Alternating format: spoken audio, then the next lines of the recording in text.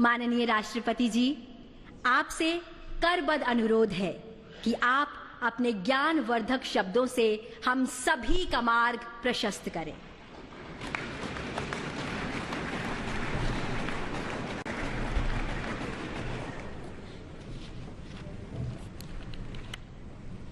भारत के माननीय उपराष्ट्रपति श्री जगदीप धनखड़ जी, प्रधानमंत्री श्री नरेंद्र मोदी जी, लोकसभा अध्यक्ष श्री ओम बिरला जी, राज्यसभा के उपसभापति श्री हरिवंश जी, राज्यसभा में सदन के नेता श्री जगत प्रसाद नाडा जी, राज्यसभा में विपक्ष नेता श्री मल्लिकार्जुन खड़गे जी, संसदीय कार्य मंत्री श्री किरेन रिजिजू जी, लोकसभा में विपक्ष नेता श्री राहुल गांधी जी, माननीय सांसदगण और प्यारे देशवासी, संविधान दिवस के पावन अवसर पर आप सभी के बीच आकर मुझे हार्दिक प्रसन्नता हो रही।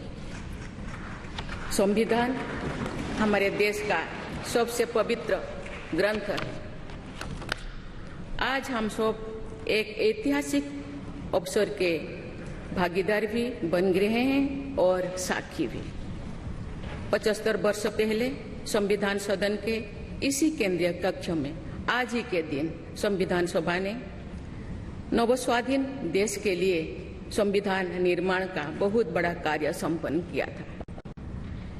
उस दिन संविधान सभा के माध्यम से हम भारत के लोगों ने इस संविधान को अपनाया, अधिनियमित किया और आत्मार्पित किया था। हमारे संविधान हमारे लोकतांत्रिक गणतंत्र की सुदृढ़ आधारशिला है। हमारा संविधान हमारे सामूहिक और व्यक्तिगत स्वाभिमान को सुनिश्चित करता है। आज कृतज्ञ राष्ट्र की ओर से मैं संविधान सभा के सदस्यों और कर्मियों को श्रद्धांजलि अर्पित करती हूँ।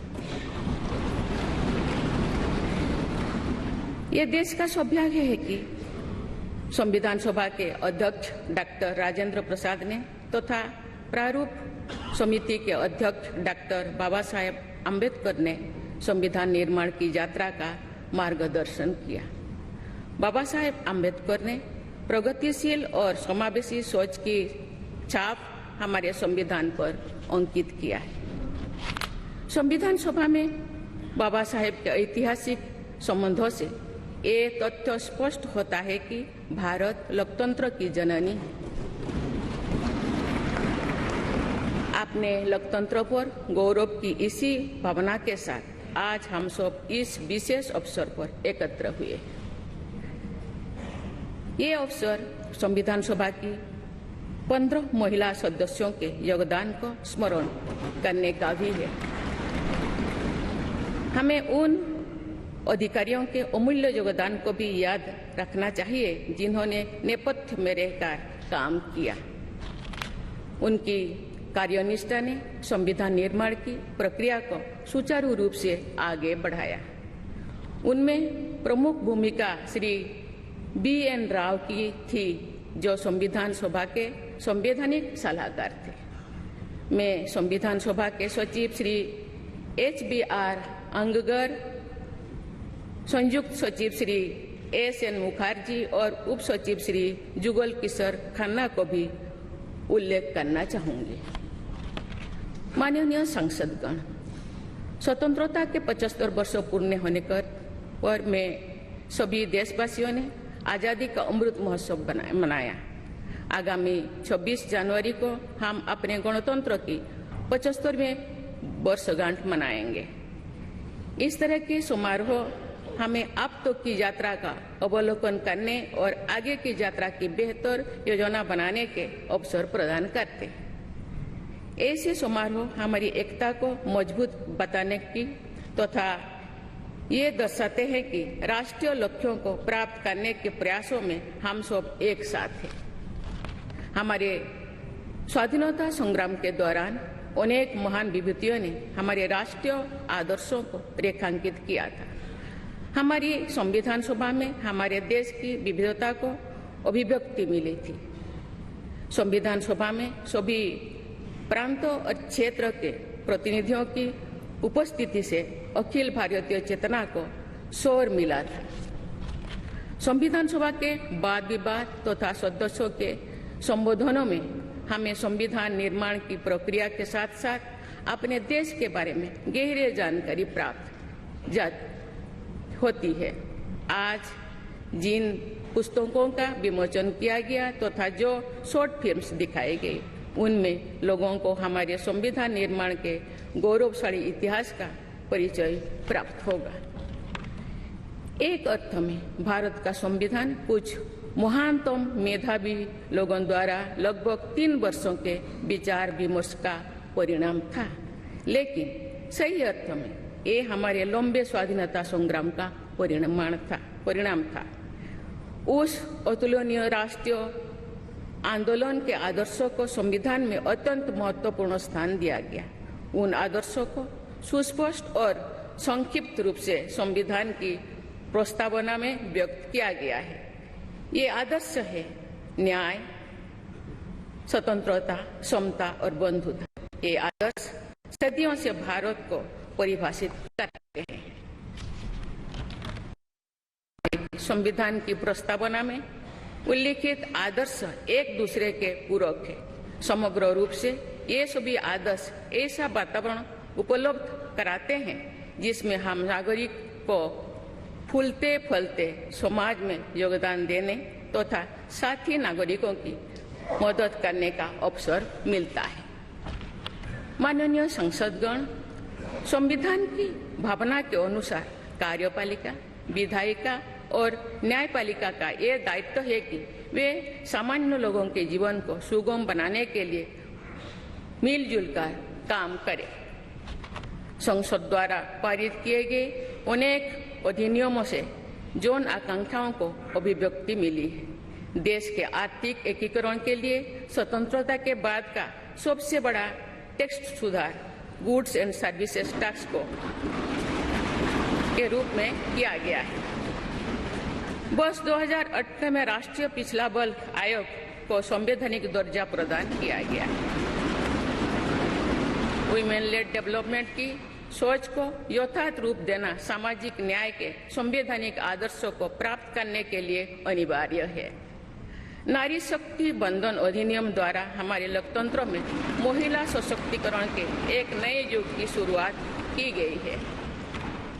दंड के स्थान पर न्याय तथा अपराध के स्थान पर सुरक्षा की भावना पर आधारित भारतीय न्याय संहिता, भारतीय नागरिक सुरक्षा संहिता और भारतीय साक्ष्य अधिनियम को पारित करके सांसदों ने आधुनिक सोच को अपनाने का प्रभावशाली परिचय दिया है।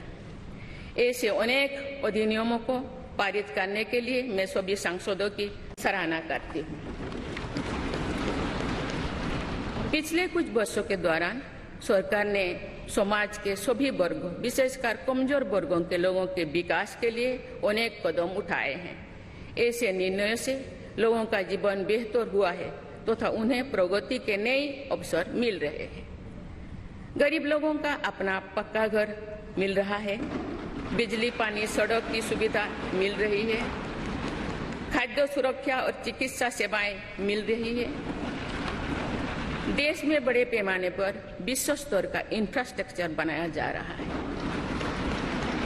समग्र और समावेशी विकास के ऐसे अनेक प्रयास हमारे संवैधानिक आदर्शों को आगे बढ़ाते हैं। इस प्रयासों के लिए मैं सरकार की सराहना करती हूँ।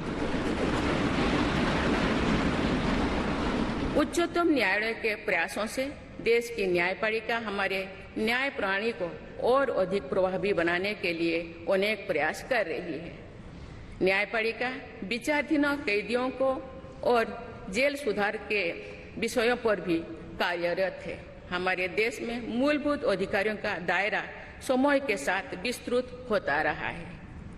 अपेक्षाकृत कम साधन संपन्न लोगों को कानूनी सहायता प्रदान करने के संवैधानिक निर्देश प्रति जागरूकता और सक्रियता बढ़ रही है। माननीय सांसदगण, कार्यपालिका, विधायिका और न्यायपालिका के साथ साथ सभी देशवासियों की सक्रिय भागीदारी से हमारे संवैधानिक आदर्शों को शक्ति मिलती है। हमारे संविधान में प्रत्येक नागरिक के मूल कर्तव्यों का स्पष्ट उल्लेख किया गया है।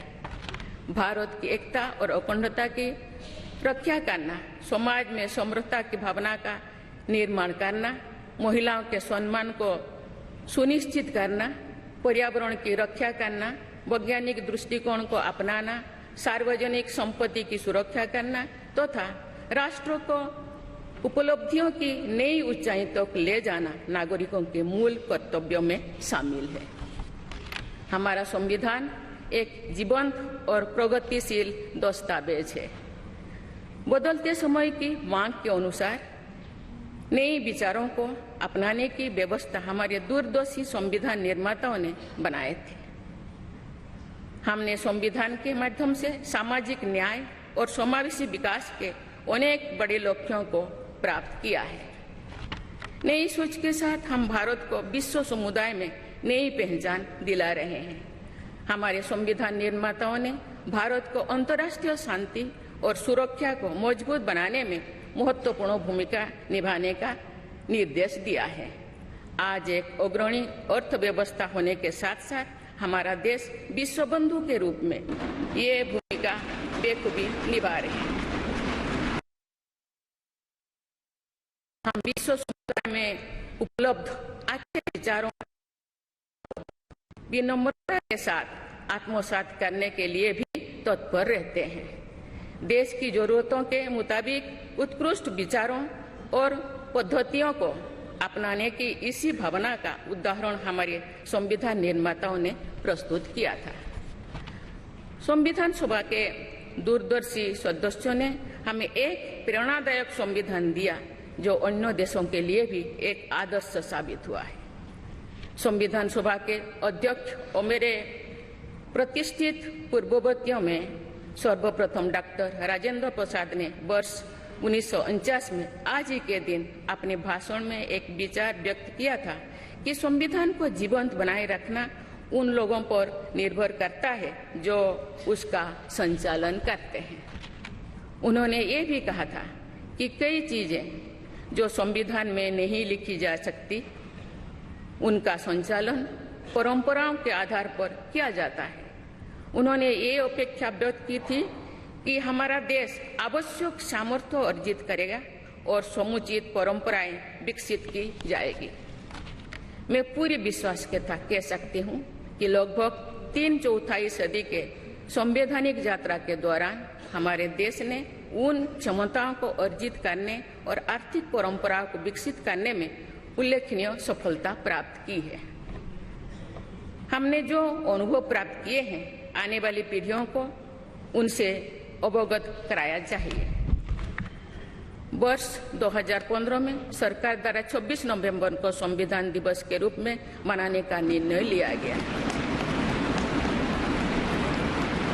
तब से प्रत्येक वर्ष मनाए जा रहे संविधान दिवस के समारोह से हमारे युवाओं में देश के बुनियादी दस्तावेज यानी संविधान के विषय में जागरूकता बढ़ाने में मदद मिली है।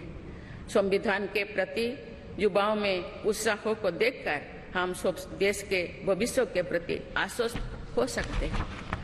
मैं सभी देशवासियों से अनुरोध करती हूँ कि वे हमारे संवैधानिक आदर्शों को अपने आचरण में डालें, मूल कर्तव्यों का पालन करें तथा वर्ष 2047 तक विकसित भारत के निर्माण के राष्ट्रीय लक्ष्य के प्रति समर्पण के साथ आगे बढ़े। मैं संविधान दिवस के अवसर पर सभी देशवासियों को बधाई देती हूँ। आप सभी को मेरा शुभकामनाएं। धन्यवाद। जय हिंद, जय भारत।